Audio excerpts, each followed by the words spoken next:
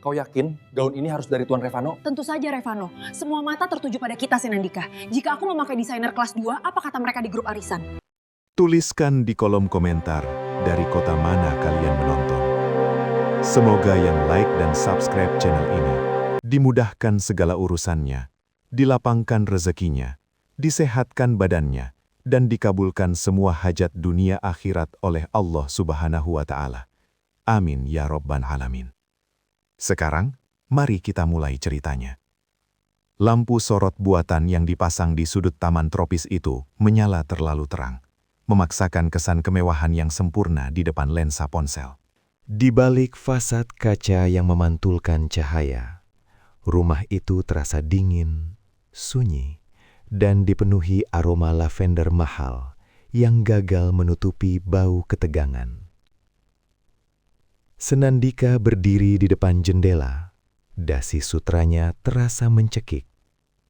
Ia baru saja selesai berbicara dengan seseorang yang suaranya terdengar seperti pecahan kaca di ujung telepon.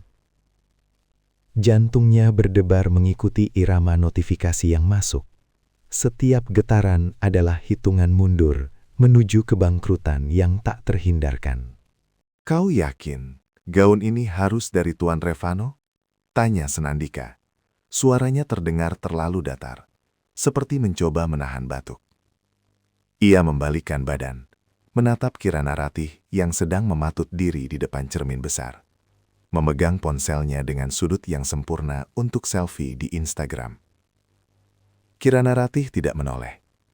Ia hanya menggeser tubuhnya sedikit, memastikan cahaya ring light menimpa tulang selangkanya dengan tepat. Tentu saja, Revano. Semua mata tertuju pada kita Senandika. Jika aku memakai desainer kelas 2, apa kata mereka di grup arisan? Kau mau aku terlihat seperti istri manajer yang gajinya dipotong? Senandika menghela napas, panjang dan berat. Ia berjalan mendekati meja marmer tempat kunci mobil tergeletak. Bukan masalah kelas 2, Ratih. Ini masalah efisiensi. Deposit catering untuk perayaan harmoni abadi itu sangat besar. Kita bisa memangkasnya sedikit. Kirana Ratih akhirnya menurunkan ponselnya. Tatapannya tajam dan dingin. Memangkas?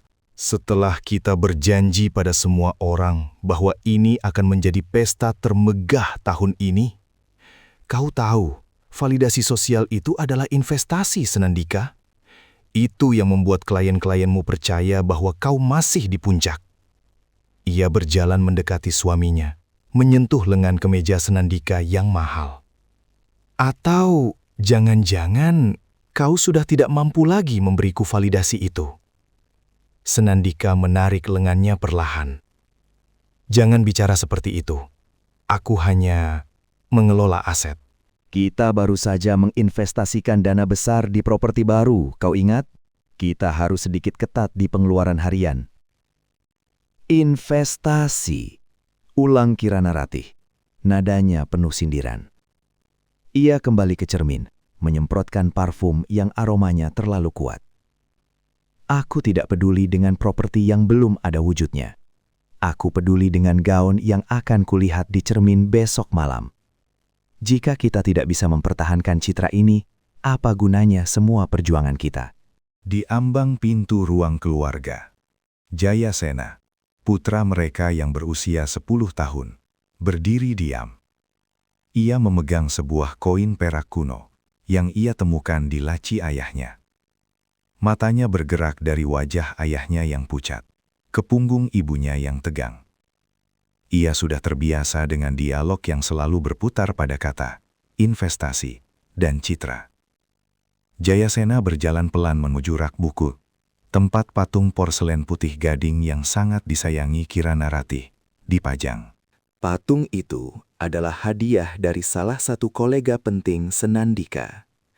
Tanpa suara, Jayasena menggoreskan koin perak itu di bagian belakang patung, meninggalkan garis tipis yang hampir tak terlihat, namun cukup dalam untuk merusak lapisan glasurnya. Suara goresan itu tenggelam oleh Kirana Ratih yang tiba-tiba tertawa keras, tawa yang dipaksakan untuk konten video pendeknya. Lihat ini Senandika, kata Kirana Ratih menunjukkan layar ponselnya. Nyonya Pramudia baru saja memamerkan instalasi bunga mawar impornya. Kita harus memesan instalasi yang lebih fantastis. Hubungi vendor sekarang. Aku mau mereka menggunakan pioni putih, bukan mawar murahan. Senandika menelan ludah. Ia baru saja menggadaikan cincin kawin mereka pagi tadi untuk menutupi bunga pinjaman yang jatuh tempo besok. Uang itu seharusnya untuk menunda penyitaan, bukan untuk bunga pioni. Baik, kata Senandika. Suaranya serak. Ia mengambil kunci mobil. Meskipun ia tahu, ia tidak akan pergi kemana-mana. Aku akan pastikan, pesta besok akan menjadi yang paling megah. Janji. Kirana Ratih tersenyum puas. Senyum yang hanya ia berikan ketika ia mendapatkan apa yang ia inginkan. Itu baru suamiku. Senandika berjalan keluar, langkahnya cepat. Ia mengeluarkan ponselnya di teras. Tangannya gemetar saat melihat pesan masuk dari nomor tak dikenal. Pesan itu berisi foto salinan sertifikat rumah mereka dengan tanda silang merah yang dicoret kasar di atasnya. Di bawah foto itu tertulis, "Surat penyitaan asli akan diserahkan pada puncak acara pesta. Nikmati malam terakhirmu, Senandika." Senandika bersandar di pilar. Nafasnya memburu. Ia harus membatalkan pesta. Sekarang juga. Ia kembali masuk, menemukan Kirana Ratih sedang mencoba sepatu hak tinggi barunya. "Ratih, kita harus membatalkan pesta," kata Senandika tanpa basa-basi. Kirana Ratih berhenti, menatapnya seolah Senandika baru saja mengusulkan untuk menjual semua perabotan mereka. "Kau gila? Semua tamu sudah konfirmasi, gaunku sudah siap, catering sudah dipanaskan. Kau mau kita jadi bahan tertawaan?" "Ini bukan lelucon." Senandika meninggikan suara, lalu segera meredamnya, takut didengar Jayasena. "Ada masalah besar, masalah yang tidak bisa kita tutupi dengan pioni atau gaun Revano. Kita harus mundur, Ratih, sekarang." Kirana Ratih menyilangkan tangan di dada, ekspresinya berubah dingin. Mundur sekarang berarti mengakui kekalahan. Aku tidak akan membiarkan Nyonya Pramudia menang. Kau sudah berjanji ini akan menjadi yang termegah. Kau harus menepati janji itu, Senandika, atau kau akan melihat apa yang terjadi jika aku kehilangan muka di depan umum. Ia berbalik, kembali fokus pada sepatu barunya. Semua mata tertuju pada kita. Kau harus tampil sempurna. Aku tidak mau ada kerutan di wajahmu besok. "Pergi, tenangkan dirimu. Aku harus memastikan semua detail dekorasi sudah fantastis." Senandika menatap punggung istrinya, menyadari bahwa ia tidak hanya terperangkap oleh utang, tetapi juga oleh obsesi Kirana Ratih yang tak tersembuhkan terhadap Citra. Ia tahu, jika ia mencoba menjelaskan kebenaran, Kirana Ratih akan hancur, dan kehancuran itu akan jauh lebih buruk daripada penyitaan rumah. Ia meninggalkan rumah itu, menuju garasi, di mana ia duduk di dalam mobil mewahnya yang sudah lama tidak ia cuci. Ia menatap layar ponselnya, membaca ulang ancaman itu. "Bukan penyitaan yang kutakutkan," pikir Senandika. Tapi cara penyitaan itu akan datang di depan semua orang, di puncak kebohongan yang kubangun untuknya. Aku akan kehilangan segalanya. Dan yang terburuk, aku akan kehilangan martabatku di mata Ratih. Bau asap tipis, seperti kertas terbakar, menyambut Senandika saat ia kembali dari garasi. Ia melangkah melewati ruang keluarga, yang kini sudah disulap menjadi hutan tropis buatan, dipenuhi rangkaian bunga pioni putih yang mahal. Kirana Ratih pasti sudah menghabiskan seluruh sisa dana darurat untuk ini. Jayasena duduk di tangga, memeluk lututnya. Matanya yang besar dan gelap menatap kosong ke arah kolam renang yang airnya memantulkan cahaya lampu sorot. "Jaya?" Panggil Senandika. Suaranya serak. Anak itu tidak bergerak. Senandika berjalan mendekat, mencium bau hangus yang lebih kuat. Ia melihat sisa abu hitam di sudut pot tanaman hias. "Apa yang kau bakar?" tanya Senandika, berjongkok. Jayasena menggeleng pelan. "Bukan apa-apa, hanya sampah." "Sampah apa?" Senandika meraih tangan Jayasena, merasakan suhu tubuh anak itu yang sedikit hangat. "Kau tahu, kita tidak boleh membakar di dalam rumah. Itu bahaya." "Aku tahu," kata Jayasena, menarik tangannya. Ia berdiri, menghindari tatapan ayahnya. "Aku mau tidur. Besok kan pesta besar." Senandika menatap punggung kecil itu, merasakan ada sesuatu yang jauh lebih besar dari sekadar sampah yang baru saja dibakar. Ia ingin bertanya lebih jauh tentang sekolah, tentang surat-surat yang ia abaikan. Tetapi Kirana Ratih muncul dari dapur, mengenakan masker wajah emas dan jubah sutra. "Senandika, kau sudah kembali?" Kirana Ratih menghela napas. Suaranya terdengar teredam oleh masker. "Aku sudah bilang, jangan membuat kerutan di wajahmu. Kau harus terlihat segar besok. Kau akan berpidato. Ingat, pidato yang akan membuat Nyonya Pramudia iri sampai ke tulang."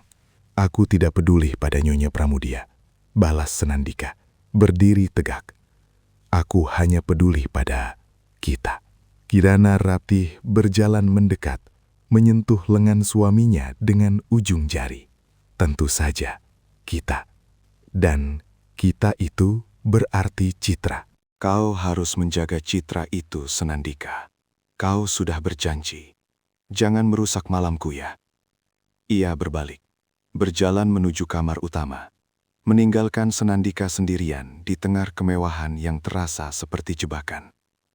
Senandika menatap abu di pot bunga. Ia tahu, ia tidak bisa membatalkan pesta itu. Ia harus menghadapi penghinaan itu di depan semua orang.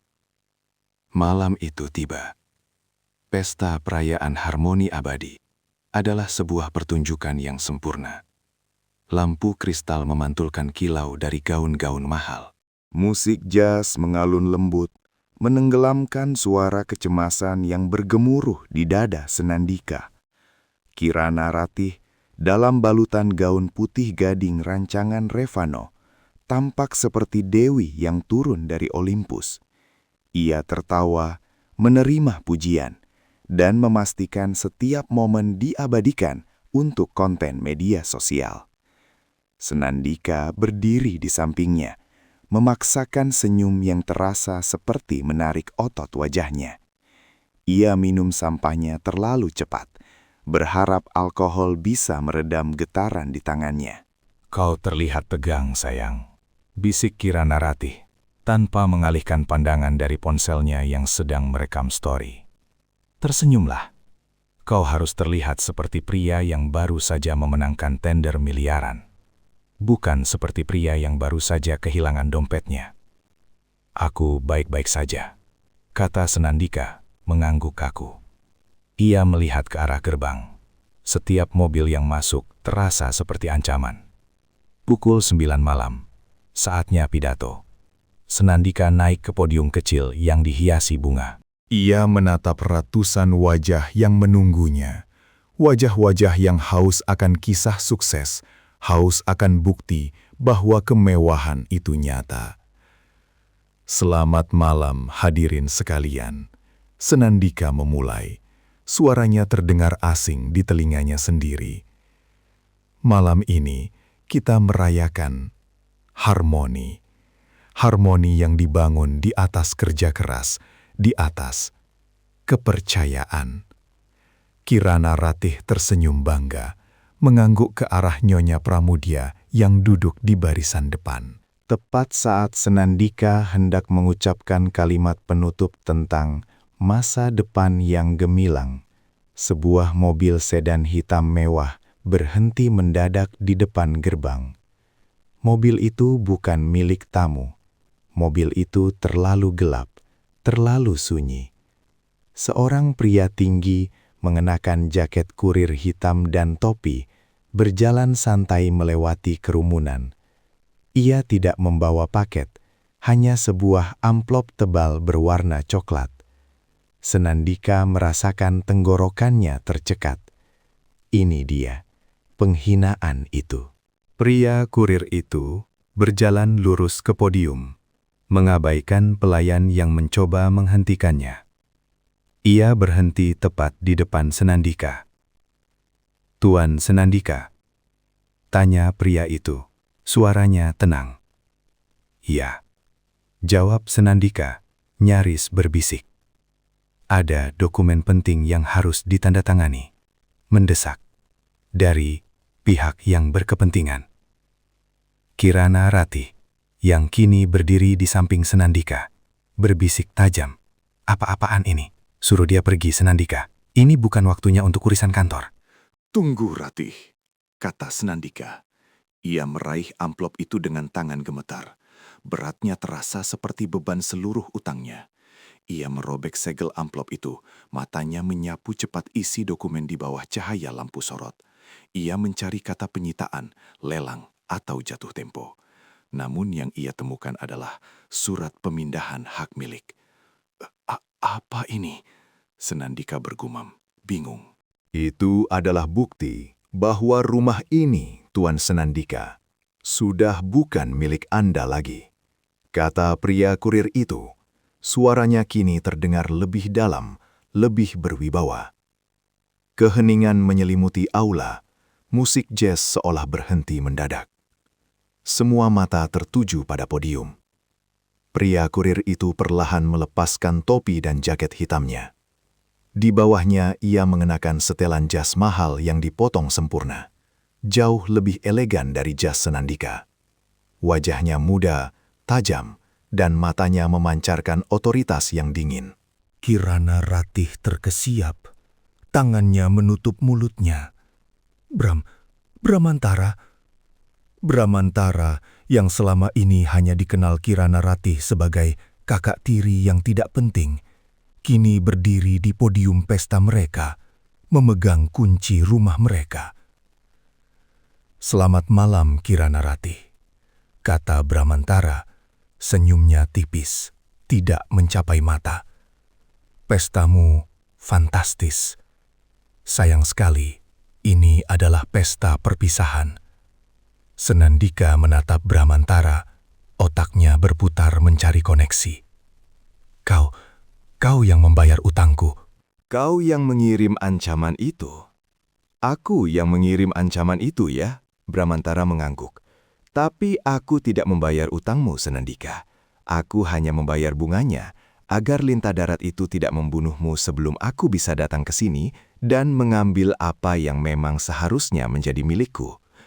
Ia melangkah maju, menatap Senandika dengan tatapan menghina. 5 tahun lalu, kau datang padaku, Senandika. Kau ingin rumah ini untuk membuktikan dirimu di hadapan keluarga Ratih. Kau tidak punya uang. Kau tidak punya martabat. Aku memberimu pinjaman. Bukan pinjaman bank, tapi ujian integritas. Kirana Ratih menggeleng. Air mata mulai membasahi riasan mahalnya. Tidak, kau bohong. Senandika membelinya dari hasil kerjanya. Oh, dia bekerja keras, Ratih. Bramantara memotong dingin. Dia bekerja keras untuk mempertahankan ilusi yang kau ciptakan. Syarat ujiannya sederhana. Jaga integritas finansial dan emosional keluarga. Dan jika kau gagal, aku akan mengambil aset ini. Dan yang lebih penting, Bramantara mengalihkan pandangannya ke arah Jayasena, yang kini berdiri di ambang pintu, menyaksikan kehancuran orang tuanya. "Aku akan mengambil Jayasena." Senandika menjerit, bukan suara gemarahan, melainkan suara pengkhianatan yang terlupakan. "Kau tidak bisa, dia anakku." "Dia adalah aset keluarga yang harus diselamatkan dari kebohongan, Senandika," Bramantara membalas. Suaranya meninggi sedikit. Aku sudah melihat surat-surat dari sekolahnya. Aku sudah melihat bagaimana kalian berdua sibuk dengan pioni dan validasi sosial, mengabaikan anak yang berteriak minta tolong dengan cara membakar barang-barang. Kau gagal, Senandika. Ujian integritasmu sudah berakhir. Kirana Ratih menatap suaminya. Matanya kosong. Bukan kemarahan yang ia rasakan, melainkan rasa malu yang menusuk. Ia menyadari kemewahan yang ia puja adalah belenggu yang dipasang oleh kakaknya sendiri. Di tengah keheningan yang mematikan, Jayasena berjalan perlahan dari ambang pintu. Ia berjalan melewati para tamu yang terkejut menuju podium. Ia tidak menatap orang tuanya. Ia hanya menatap Bramantara. Jayasena mengangkat tangan kecilnya, menyerahkan selembar kertas yang sudah usang, sebagian hangus dan penuh lipatan. Itu adalah surat teguran keras dari sekolah. Bramantara menerima surat itu. Ia tersenyum tipis. Senyum yang pertama kali terlihat tulus malam itu. Ia meletakkan tangannya di bahu Jayasena. Kalian kehilangan rumah, kata Bramantara, menatap Senandika dan Kirana Ratih. Tapi yang lebih penting, kalian kehilangan diri kalian sendiri. Bramantara berbalik, memimpin Jayasena menuruni podium. Mereka berjalan keluar dari aula pesta, meninggalkan sisa-sisa kemewahan yang kini terasa menjijikan. Senandika dan Kirana Ratih ditinggalkan sendirian, di tengah sisa-sisa dekorasi pesta yang berlebihan. Lampu sorot masih menyala, tetapi tidak ada lagi yang tersisa untuk disorot.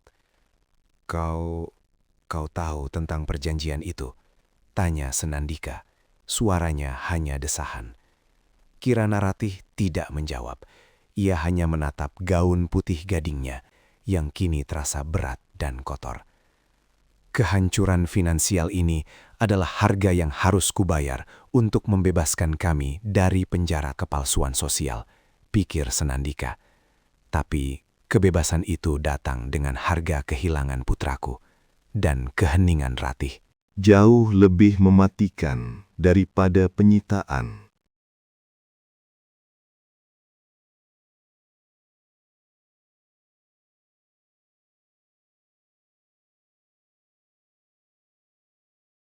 Lampu sorot yang dipasang khusus untuk konten media sosial masih menyala, memancarkan cahaya putih keemasan yang kini kerasa menghina. Di tengah aula yang baru saja menjadi saksi bisu kehancuran, Senandika berdiri kaku, dikelilingi oleh sisa-sisa kemewahan, instalasi bunga peoni yang mulai layu, tumpukan piring perak yang belum diangkut, dan keheningan yang jauh lebih berat daripada teriakan. Kirana Ratih masih di tempatnya, di podium. Gaun putih gadingnya tampak terlalu bersih untuk suasana yang begitu kotor. Ia menatap lantai marmer, seolah mencari retakan yang mungkin tersembunyi. Piala-piala itu harusnya sudah dikembalikan besok pagi, kata Senandika, memecah keheningan. Ia berjalan perlahan, mengambil gelas kristal yang terjatuh di dekat kakinya. Aku harus menelepon vendornya. Mereka akan menagih denda jika ada yang pecah. Kirana Ratih tidak bergerak. Ia hanya mengangkat tangannya, menyentuh kain gaunnya yang halus. Gaun ini harganya lebih mahal dari sewa catering. Balas Kirana Ratih, suaranya datar, tanpa intonasi. Ia tidak menatap suaminya. Desainer itu pasti sudah melihat semuanya. Besok pagi, semua grup arisan akan membicarakannya. Senandika mendengus, tawa pendek yang kering. Ia melempar gelas kristal itu ke atas meja catering terdekat. Klang. Gelas itu tidak pecah, hanya berputar sebentar. Kau masih memikirkan arisan? Tanya Senandika, berjalan cepat ke arah istrinya. Kita baru saja kehilangan rumah Ratih. Kita baru saja kehilangan Jayasena. Dan kau masih memikirkan desainer dan gosip. Apa yang harus kupikirkan, Senandika? Kirana Ratih akhirnya mengangkat wajahnya. Matanya kosong. Kau sudah mengambil semua pilihan dariku. Kau sudah membiarkan dia, Bramantara, menjadi penjamin kita. Kau membiarkan dia membeli kita, Senandika. Kau membiarkan dia melihat kita jatuh. Hanya demi pesta ini. Senandika mengusap wajahnya yang lelah.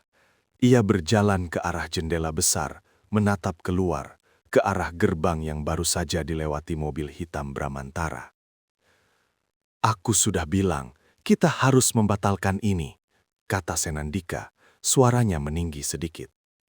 Aku sudah bilang, kita harus berhemat, tapi kau bilang, mundur berarti mengakui kekalahan. Kau bilang, citra ini adalah satu-satunya yang kita miliki. Kirana Ratih melangkah turun dari podium. Ia berjalan mendekati meja catering yang berantakan, mengambil sepotong kecil makaron berwarna merah muda yang tidak tersentuh. Kekalahan yang mana, Senandika? Tanya Kirana Ratih, memutar makaron itu di antara jari-jarinya. Kekalahan karena tidak bisa membayar bunga, atau kekalahan karena anak kita memilih pergi dengan orang lain? Senandika berbalik cepat. Dia bukan orang lain. Dia Bramantara, orang yang kau anggap remeh, yang kau bilang hanya kakak tiri yang tidak penting. Dan kau membiarkannya menjadi wali sah Jayasena. Potong Ratih dingin. Ia memasukkan macaron itu ke mulutnya. Rasa manis yang berlebihan itu terasa menjijikkan. Kau tahu, aku tidak marah karena kita bangkrut. Aku marah karena kau membiarkan Bramantara melihat betapa menyedihkannya kita. Kau membiarkan dia menang dalam ujian integritas, yang bahkan tidak ku ketahui keberadaannya. Senandika menunduk. Aku hanya ingin kau bahagia, Ratih.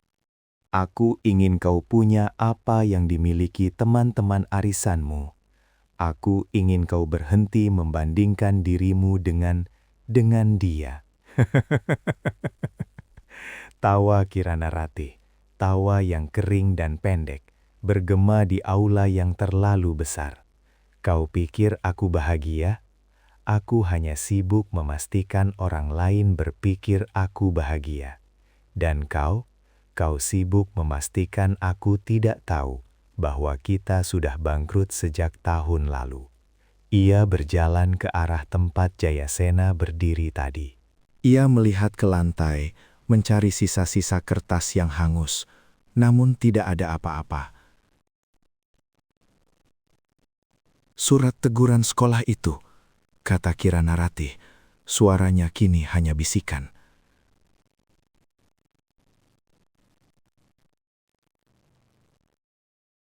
Dia membakarnya.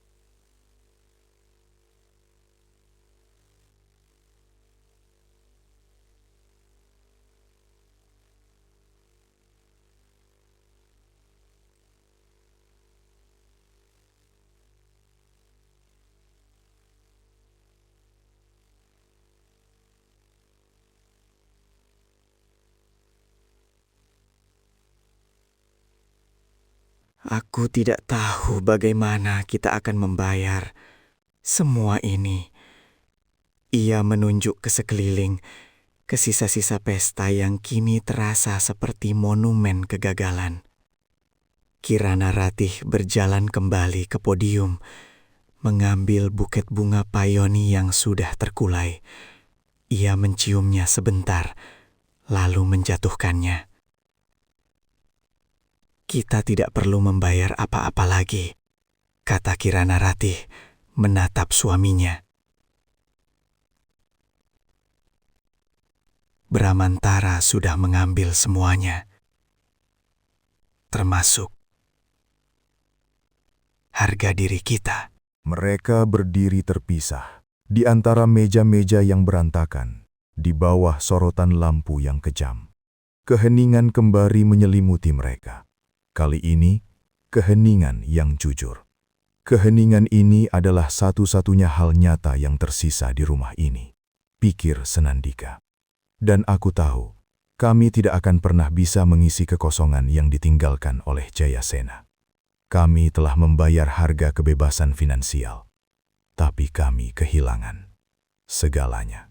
Cahaya pagi yang dingin menembus jendela kaca setinggi langit-langit, menerangi sisa-sisa kemegahan yang kini tampak menjijikkan.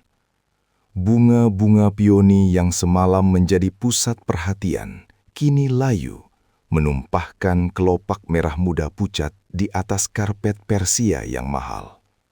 Senandika bergerak perlahan, menarik kursi Ciavari berlapis emas yang terbalik, menumpuknya di sudut. Gerakannya kaku, seperti robot yang kehabisan daya. Kita harus mulai membereskan ini, kata Senandika. Suaranya terdengar asing di tengah keheningan yang begitu luas. Ia tidak melihat ke arah Kirana Ratih yang masih berdiri di dekat podium, memandangi gaun putih gadingnya yang tergeletak di lantai. "Membereskan apa?" tanya Kirana Ratih tanpa emosi.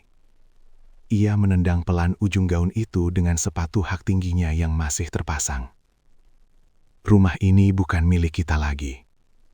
Barang-barang ini hanya sampah yang menunggu diangkut." Bukan begitu maksudku, balas Senandika, menghela napas panjang. Kita harus mengurus logistik, pakaian kita, dokumen penting. Bramantara mungkin mengambil aset, tapi dia tidak mengambil hak kita untuk pindah dengan bermartabat. Kirana Ratih tertawa kecil, tawa yang terdengar seperti pecahan kaca. "Martabat? Kau masih bicara soal martabat, Senan. Martabat kita sudah diangkut oleh kurir itu semalam, di depan 200 tamu." Ia membungkuk, mengambil sehelai kain sutra dari gaunnya. Ia meremasnya kuat-kuat di tangannya. "Gaun ini harganya lebih mahal dari harga dirimu," kata Kirana Ratih. Matanya menatap tajam ke arah suaminya. "Kau tahu kenapa aku memaksa pesta ini harus terjadi? Karena aku ingin Bramantara melihat bahwa aku, Kirana Ratih, tidak membutuhkan belas kasihan atau pinjamannya lagi. Aku ingin dia melihat bahwa aku sukses tanpanya." Senandika berhenti menumpuk kursi. Ia menyandarkan punggungnya ke dinding, membiarkan kelelahan fisik dan mental merayap. "Dan kau pikir dia tidak melihatnya?" tanya Senandika. Nadanya datar. "Dia melihatnya, Ratih. Dia melihat betapa kerasnya kita berusaha menipu diri sendiri. Dia melihat bahwa kita lebih memilih kehilangan anak kita daripada kehilangan citra di mata teman-teman arisanmu." Kirana Ratih terdiam. Ia melepaskan gaun itu, membiarkannya jatuh kembali ke lantai. Ia berjalan ke meja catering, mengambil gelas kristal yang tersisa dan memutarnya di antara jari-jarinya. "Jayasena," bisiknya. "Dia membakar surat teguran itu," potong Senandika. Suaranya kini mengandung getaran yang dingin. "Dia ingin kita melihat api kecil itu. Dia ingin kita melihat kehancuran yang jujur. Tapi kita sibuk dengan pioni dan instalasi bunga yang fantastis. Kirana Ratih meletakkan gelas itu kembali, tanpa memecahkannya. Ia berjalan menuju suaminya. Langkahnya kini lambat dan terukur. "Kau tahu apa yang paling menyakitkan?" tanya Kirana Ratih. "Bukan rumah ini, bukan uang, tapi fakta bahwa kau membiarkan dia, Bramantara, menjadi hakim atas pernikahan kita. Kau memberinya kekuatan itu." "Aku tidak memberinya kekuatan," balas Senandika, menggeleng. "Aku hanya butuh uang, dan dia memberikannya dengan syarat yang terdengar mudah. Jaga integritas, jaga keluarga. Aku pikir itu hanya gertakan Ratih." Aku pikir dia hanya ingin melihatku merangkak. Dia selalu ingin melihatku merangkak, kata Kirana Ratih. Matanya kini berkaca-kaca, namun ia menolak untuk menangis. Sejak kecil, dia selalu lebih pintar, lebih kaya, lebih disayangi ayah. Aku harus selalu membuktikan bahwa aku bisa mendapatkan kemewahan yang sama, tanpa harus menjadi seperti dia. Ia menunjuk ke sekeliling ruangan yang berantakan. "Kau hanya alatku, Senan, dan aku hanya alasanmu untuk merasa penting." Kita berdua membangun penjara ini. Dan Jayasena, dia adalah korban yang harus kita korbankan untuk menjaga dindingnya tetap berdiri. Senandika memejamkan mata. Ia bisa mendengar suara dengungan AC sentral yang masih bekerja, berusaha mendinginkan ruangan yang sudah tidak perlu didinginkan lagi. Lalu apa yang harus kita lakukan sekarang? Tanya Senandika membuka mata. Kita tidak punya apa-apa. Tidak ada rekening tersembunyi. Tidak ada aset yang tersisa. Kita harus mulai dari nol. Kirana Ratih mengambil tas tangan kecilnya yang terbuat dari kulit buaya yang ia letakkan di atas meja bufet. Ia membukanya, mengeluarkan kunci mobil mewah yang baru dibeli Senandika bulan lalu. "Bramantara sudah mengirim pesan," kata Kirana Ratih. Suaranya kembali datar. "Mobil ini sudah dibayar lunas olehnya sebagai dana darurat untuk transportasi sementara. Dia tidak ingin kita terlihat terlalu menyedihkan di jalanan." Senandika menatap kunci itu, lalu menatap istrinya. Penghinaan itu terasa lebih tajam daripada penyitaan rumah. Dia masih mengendalikan kita, kata Senandika, suaranya tercekat. "Tidak," kata Kirana Ratih, menjatuhkan kunci itu ke lantai marmer. Bunyi dentingnya keras dan nyaring. "Dia hanya memberi kita pilihan.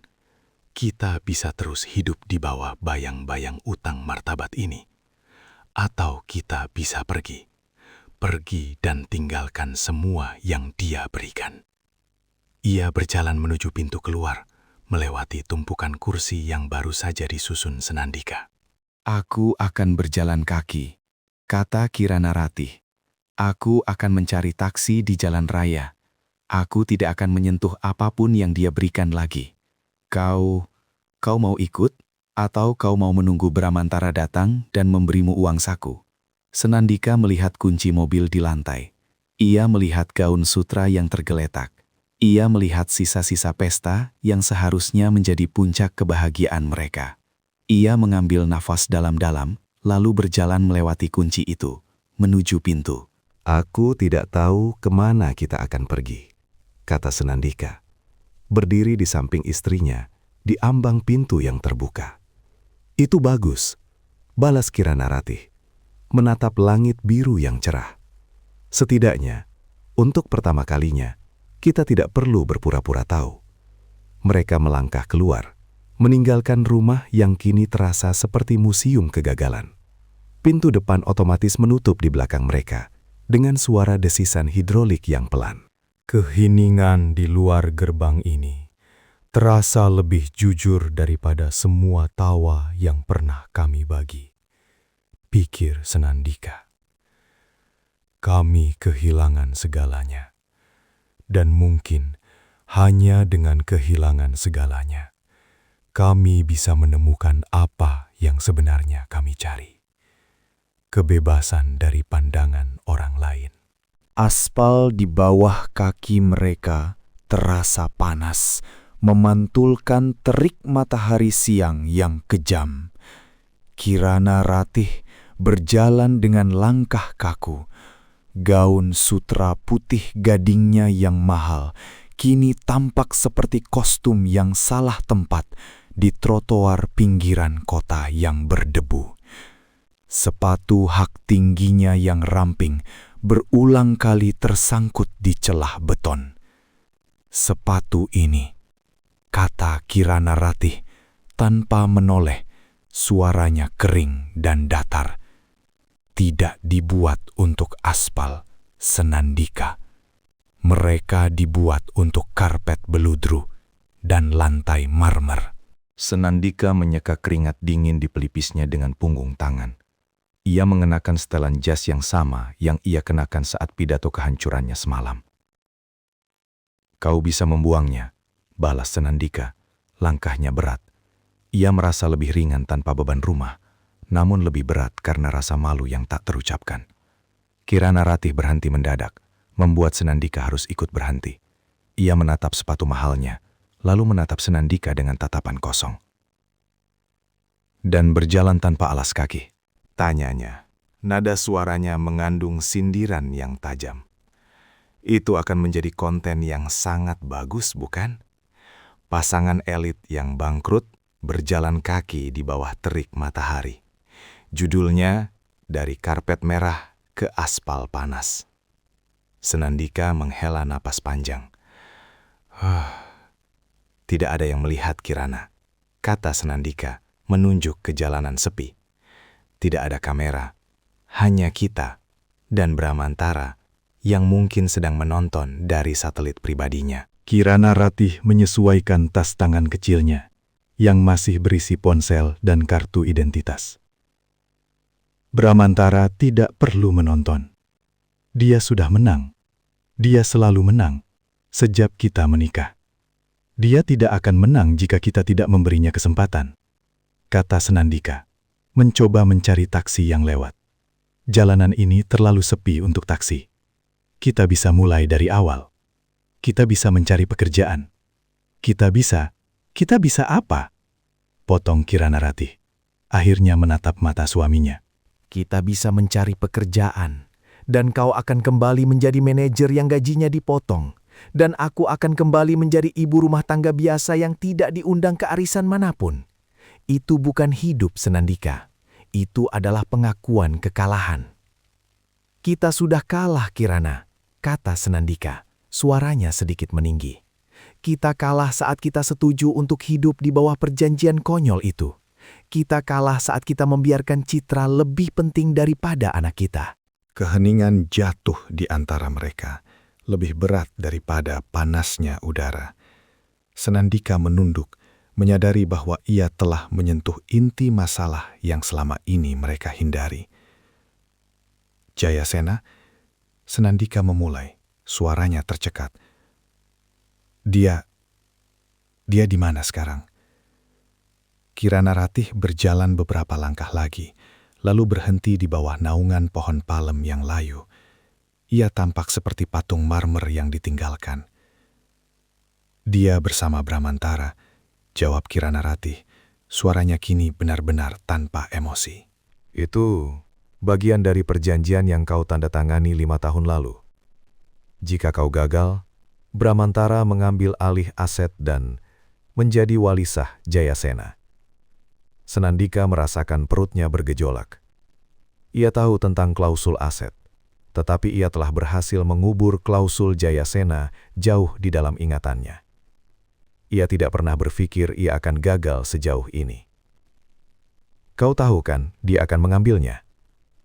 Senandika bertanya, menuntut jawaban. Kenapa kau tidak bilang padaku saat kau melihat surat perjanjian itu lagi? Kirana Ratih tertawa, tawa yang terdengar seperti pecahan kaca. Haha, aku tidak mau percaya, katanya, menatap ke kejauhan. Sama seperti kau tidak mau percaya bahwa kita bangkrut. Kita berdua sama-sama pengecut, Senandika. Aku takut kehilangan validasi sosial, dan kau takut kehilangan aku. Kita menggunakan Jayasena sebagai alasan untuk mempertahankan ilusi ini. Senandika berjalan mendekat, meraih bahu istrinya. Kain sutra gaun itu terasa dingin di bawah telapak tangannya. "Dia anak kita, Kirana," bisik Senandika. "Kita harus mengambilnya kembali. Kita harus bicara dengan Bramantara. Kita harus apa?" Kirana Ratih membalikkan badan. Tatapannya menusuk. "Kita harus menunjukkan padanya surat teguran sekolah yang dibakar Jayasena? Kita harus menunjukkan padanya bagaimana kita mengabaikan panggilan dari guru. Karena kita sibuk memilih warna bunga untuk pesta?" Ia menarik nafas dalam-dalam. Koma strategis yang memisahkan setiap kata terasa seperti pukulan. Bramantara tidak mengambil Jayasena, Senandika. Dia menyelamatkannya.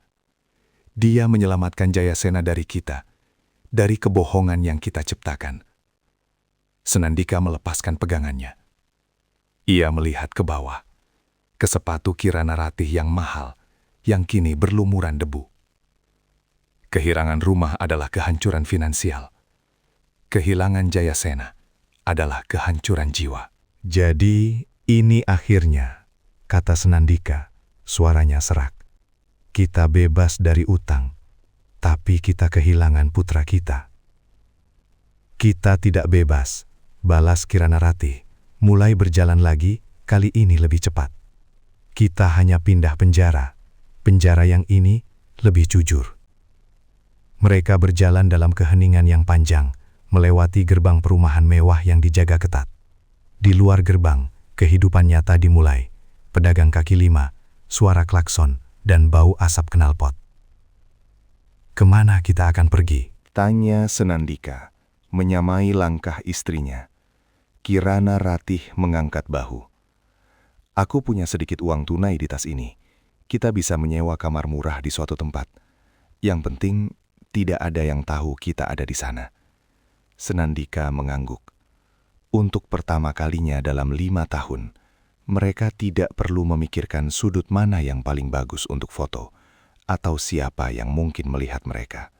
Mereka hanya 2 orang yang kelelahan, berjalan menuju ketidakpastian. Kami kehilangan semua yang kami anggap penting, dan yang tersisa hanyalah kebenaran yang menyakitkan, pikir Senandika. Dan kebenaran itu adalah, kami tidak pernah benar-benar memiliki Jayasena. Kami hanya meminjamnya, sampai Bramantara datang untuk menagih utang martabat kami. Udara malam di luar gerbang perumahan elit terasa lebih tebal, dipenuhi aroma masakan pinggir jalan dan kelembapan yang tidak pernah mereka rasakan di dalam rumah ber-AC mereka. Senandika berjalan sedikit di belakang Kirana Ratih. Langkahnya berat, seolah ia membawa beban seluruh dekorasi pesta yang baru saja mereka tinggalkan. Kirana Ratih berhenti di bawah lampu jalan yang berkedip-kedip, membuka tas tangannya yang berharga, mengeluarkan beberapa lembar uang tunai yang kusut. "Kita harus mencari tempat yang tidak ada jendela besar," kata Kirana Ratih, memeluk tas tangannya erat-erat. Ia tidak melihat ke arah Senandika. Matanya fokus pada bayangan panjang mereka di aspal. "Jendela besar atau cermin," balas Senandika, mengusap pelipisnya yang terasa berdenyut. Ia bisa merasakan keringat dingin membasahi kemeja mahalnya. Kirana Ratih mendengus pelan, suara yang lebih mirip desahan kekelahan. "Uang ini cukup untuk 2 malam di tempat yang tidak ada valet," katanya, menghitung lembaran itu dengan jari-jari yang masih dihiasi cincin berlian kecil. "Kau masih memikirkan valet?" Senandika bertanya, suaranya datar. "Aku memikirkan apa yang tersisa dari martabat kita, Senandika." Kirana Ratih membalikkan badan, akhirnya menatap suaminya. "Kau pikir, setelah semua ini, aku bisa tidur di tempat yang kasurnya tidak dilapisi spray katun Mesir?" Aku hanya mencoba realistis, meskipun realitas kita sekarang adalah kekalahan total. Senandika menggeleng. Ia menendang kerikil kecil di jalanan. Kekalahan total adalah ketika Bramantara berdiri di podium itu dan kita tidak bisa mengatakan apapun untuk membela diri. Kita tidak perlu membela diri. Potong Kirana Ratih cepat. Ia mulai berjalan lagi. Kali ini menuju gang sempit yang gelap. Kita hanya perlu diam. Diam adalah satu-satunya kemewahan yang tersisa bagi kita. Mereka berjalan melewati deretan ruko tua. Senandika mencium bau minyak jelantah dan deterjen murah. Kontras yang menusuk. Kau pikir dia sudah tidur? Tanya Senandika, suaranya merendah. Ia tidak menyebut nama Jayasena, tetapi Kirana Ratih tahu siapa yang ia maksud. Kirana Ratih berhenti mendadak. Ia menoleh ke belakang, menatap Senandika dengan tatapan yang dingin, lebih dingin dari AC di rumah mereka yang baru saja disita. Dia tidak perlu memikirkan tagihan listrik Senandika, katanya. Strategis memisahkan setiap kata, memberikan penekanan yang menyakitkan. Dia tidak perlu mendengar kita berbisik tentang bunga pinjaman yang mencekik. Dia tidak perlu melihat ibunya tersenyum palsu di depan kamera. Itu sudah lebih dari cukup. Senandika menunduk. Pengakuan itu, bahwa Bramantara telah memberikan kehidupan yang lebih baik bagi putra mereka, terasa seperti garam yang ditaburkan di luka terbuka. Aku seharusnya jujur sejak awal, bisik Senandika. Jujur tentang apa? Kirana Ratih mengangkat dagunya. Jujur bahwa kau tidak mampu membelikanku rumah ini? Jujur bahwa aku terobsesi dengan validasi karena aku selalu merasa lebih rendah dari Bramantara? Kita berdua adalah pembohong, Senandika. Kita hanya berbohong dengan cara yang berbeda. Ia menarik napas panjang, membuangnya dengan yang panjang. Aku tidak marah karena kita kehilangan rumah. Lanjut Kirana Ratih, melanjutkan langkahnya. Aku marah karena kita kehilangan Jayasena. Dan kita bahkan tidak menyadari bahwa kita sedang kehilangannya. Kita terlalu sibuk memilih warna bunga, bukan? Senandika tidak menjawab. Ia hanya mengikuti. Mereka tiba di depan sebuah losmen kecil dengan cat yang mengelupas. Sebuah papan kayu bertuliskan kamar tersedia, tergantung miring. Ini dia, kata Kirana Ratih, tanpa emosi. Kau yakin? Senandika melihat sekeliling. Tempat itu jauh dari standar minimum yang pernah mereka bayangkan. Kita tidak punya pilihan, Senandika. Kirana Ratih melangkah masuk, mendorong pintu kayu yang berderit keras. Lagi pula, di sini tidak ada yang tahu siapa kita. Tidak ada yang akan meminta kita untuk berfoto. Tidak ada yang akan bertanya tentang arisan bulan depan. Ia berjalan menuju meja resepsionis yang kotor. Senandika berdiri di ambang pintu, melihat kejalanan yang ramai. Ia merasa seperti baru saja keluar dari film yang buruk, dan kini harus menghadapi realitas yang jauh lebih buruk. Satu kamar, yang paling murah, kata Kirana Ratih kepada petugas resepsionis. Suaranya masih terdengar berwibawa, meskipun ia baru saja kehilangan segalanya. Senandika melihat Kirana Ratih mengeluarkan uang tunai. Ia melihat bagaimana cahaya lampu neon yang redup memantul di cincin berliannya. Cincin itu adalah satu-satunya sisa kemewahan yang tersisa di tubuhnya. Kita harus menjual ini, kata Senandika, menunjuk cincin itu. Kirana Ratih menarik tangannya menjauh, ekspresinya mengeras. Tidak, katanya dingin. Ini adalah pengingat. Pengingat bahwa kita pernah memiliki sesuatu, meskipun itu palsu. Ia mengambil kunci kamar bernomor 103 dan berjalan menaiki tangga kayu yang reyot. Senandika mengikutinya. Di dalam kamar, hanya ada ranjang tunggal, kipas angin yang berisik, dan jendela kecil yang menghadap tembok bata. Kirana Ratih meletakkan tas tangannya di lantai, lalu duduk di tepi ranjang. Ia tidak menangis. Ia hanya terlihat sangat lelah. "Kita harus mulai dari mana?" tanya Senandika, berdiri di tengah ruangan sempit itu. Kirana Ratih menoleh, senyum tipis, pahit, tersungging di bibirnya. "Kita mulai dari sini, Senandika. Dari nol. Tapi kali ini, tanpa kebohongan, tanpa Jayasena." Ia memejamkan mata. Suara kipas angin yang berputar kencang adalah satu-satunya suara yang mengisi keheningan. Senandika berjalan ke jendela, membuka sedikit tirai yang usang. Ia tidak melihat apa-apa selain tembok.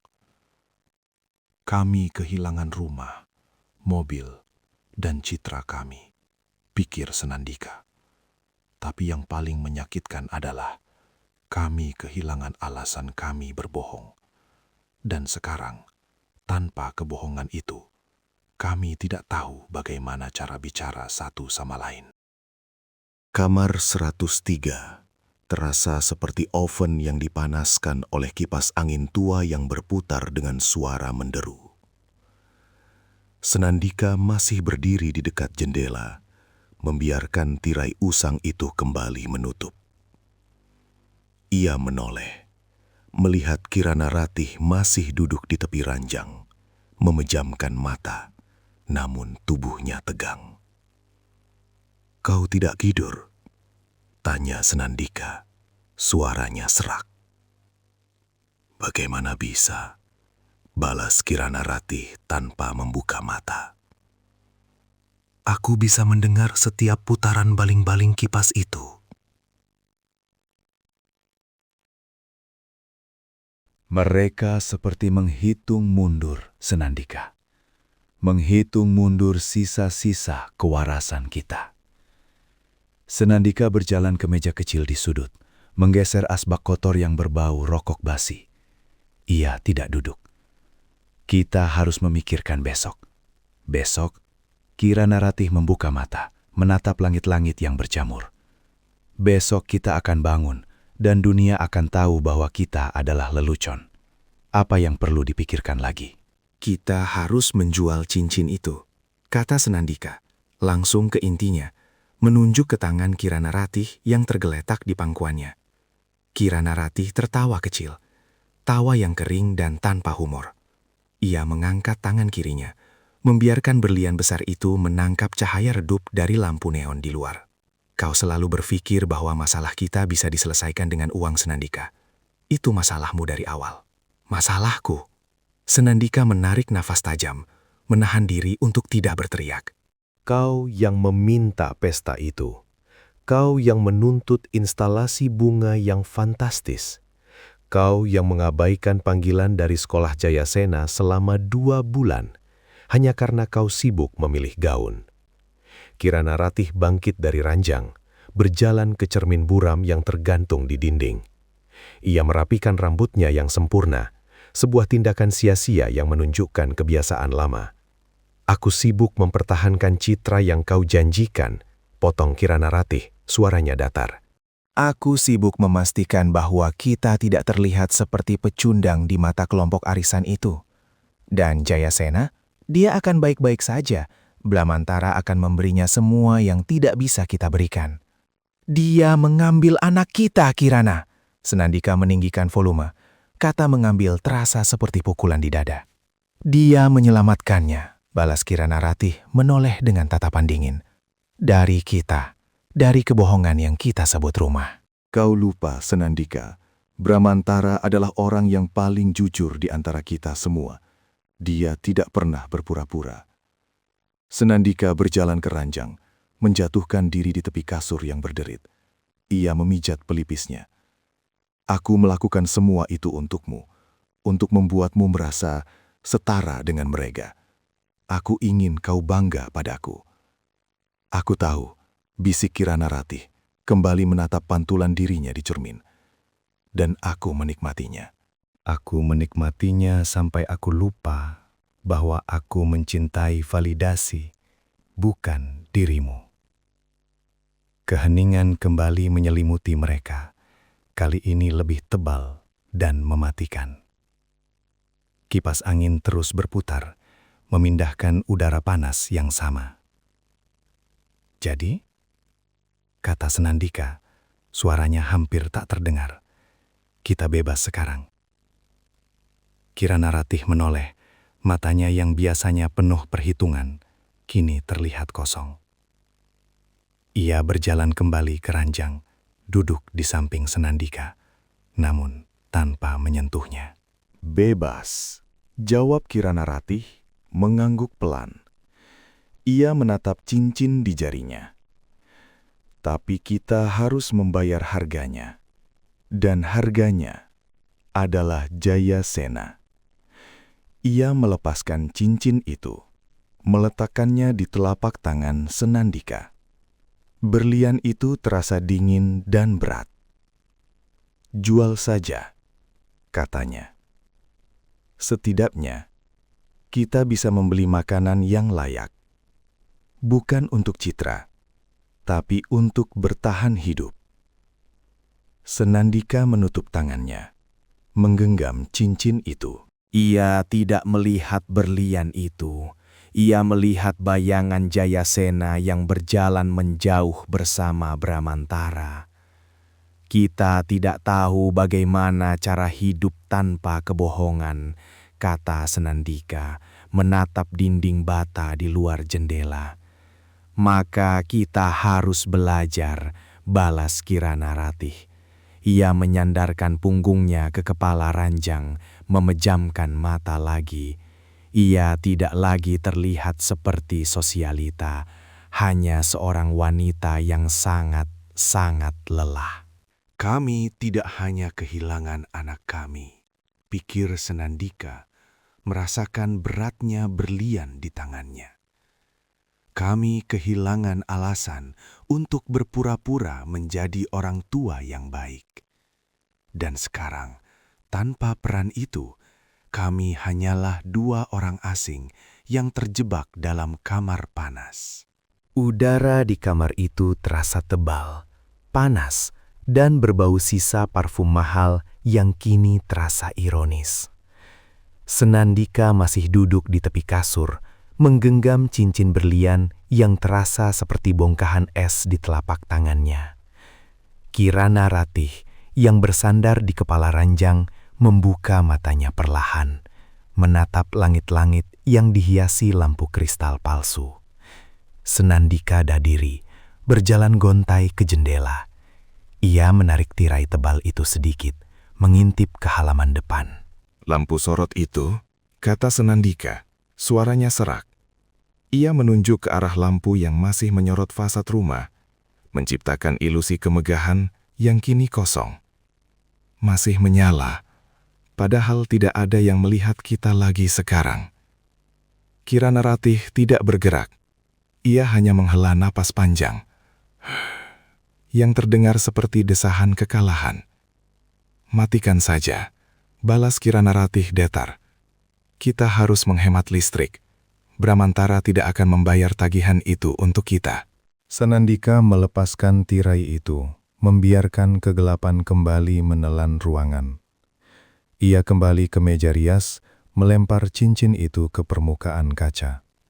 Berlian itu berputar sekali, lalu berhenti, memantulkan cahaya redup dari luar. Cukup untuk beberapa hari, kata Senandika, menatap pantulan dirinya yang terlihat asing. Setelah itu, Kirana Ratih akhirnya duduk tegak, merapikan rambutnya yang sedikit kusut, sebuah kebiasaan yang sulit dihilangkan. Setelah itu kita pergi, jawabnya. Suaranya terdengar seperti pasir yang diseret. Ia menatap sekeliling kamar yang dulunya ia anggap sebagai benteng. Rumah ini bukan milik kita. Bahkan udara di sini terasa seperti utang. Senandika menyentuh bingkai foto Jayasena yang tersenyum kaku di atas meja. Ia tidak berani mengambilnya. Dan, Jayasena, Senandika bertanya, tanpa menoleh. Jayasena sudah pergi, kata Kirana Ratih, menatap tangannya yang kosong. Ia mengusap bekas cincin yang kini memutih di jarinya. Dia mendapatkan apa yang dia butuhkan, kejujuran. Kita tidak bisa memberikannya. Senandika tertawa pendek. Hiks. Tawa itu kering dan menyakitkan. Kita bebas dari panggung, Kirana, katanya, membalikkan badan. Tapi kita tidak tahu bagaimana cara hidup di belakang panggung. Kirana Ratih bangkit dari ranjang. Ia berjalan ke lemari, membuka pintu kayu jati yang berat itu. Ia mengambil tas tangan Hermes yang paling kecil, yang ia beli dengan mencicil selama setahun penuh. Ia memasukkan ponsel, dompet kosong, dan kunci mobil yang sebentar lagi akan ditarik. Kita harus belajar, kata Kirana Ratih, menutup tasnya dengan bunyi klik yang tegas. Kita tidak punya pilihan lain. Kita tidak punya aset, tidak punya citra, dan yang paling penting, kita tidak punya Jayasena untuk dijadikan alasan. Senandika berjalan mendekat, berdiri hanya beberapa inci di depan istrinya. Ia bisa mencium aroma parfum mahal yang kini terasa seperti bau kematian. "Kau tidak marah padaku?" tanya Senandika. "Aku yang menghancurkan semuanya. Aku yang berbohong tentang investasi, tentang Bramantara." Kirana Ratih mengangkat bahu, ekspresinya kosong. Marah, ia memiringkan kepala sedikit. "Untuk apa? Kau hanya memberiku apa yang aku minta, Senandika. Kau memberiku panggung." Aku yang memilih untuk menari di atasnya, bahkan ketika aku tahu lantainya terbuat dari kaca tipis. Ia melangkah melewati Senandika menuju pintu. "Aku akan mengambil mantel," katanya. "Di luar dingin, dan kita harus berjalan kaki." "Berjalan kaki?" Senandika mengulang, terkejut. "Kita tidak punya mobil." "Mobil itu atas nama perusahaan," jawab Kirana Ratih tanpa menoleh. "Dan perusahaan itu sudah lama bangkrut. Kita hanya berpura-pura mengendarainya." Senandika melihat Kirana Ratih membuka pintu kamar. Ia tidak lagi melihat sosialita yang haus pujian, melainkan seorang wanita yang baru saja melepaskan beban yang sangat berat. "Tunggu," panggil Senandika. Ia mengambil cincin berlian itu dari meja rias. "Ini, kau yakin?" Kirana Ratih menoleh. Matanya menatap cincin itu, bukan suaminya. "Itu adalah simbol dari janji yang kita buat," kata Kirana Ratih. "Janji untuk saling mendukung dalam kepalsuan. Sekarang, janji itu sudah berakhir. Jual saja Senandika. Dan jangan pernah membelikan aku berlian lagi." Ia melangkah keluar, meninggalkan Senandika sendirian di kamar yang kini terasa terlalu besar dan terlalu sunyi. Senandika mendengar langkah kaki Kirana Ratih menuruni tangga, diikuti oleh bunyi pintu depan yang tertutup pelan. Ia berdiri di tengah kamar, memegang cincin yang dulunya melambangkan kemewahan dan kini melambangkan kebebasan yang menyakitkan. Ia tidak tahu harus pergi kemana atau harus melakukan apa. Ia hanya tahu bahwa untuk pertama kalinya dalam 10 tahun, ia tidak perlu memikirkan apa yang akan dikatakan orang lain. "Kami bebas," pikir Senandika, menatap cincin itu. Tapi kebebasan ini terasa seperti hukuman mati. Kami tidak hanya kehilangan Jayasena, kami kehilangan alasan untuk menjadi kami. Dan sekarang, kami hanya perlu mencari tahu siapa kami sebenarnya tanpa semua itu.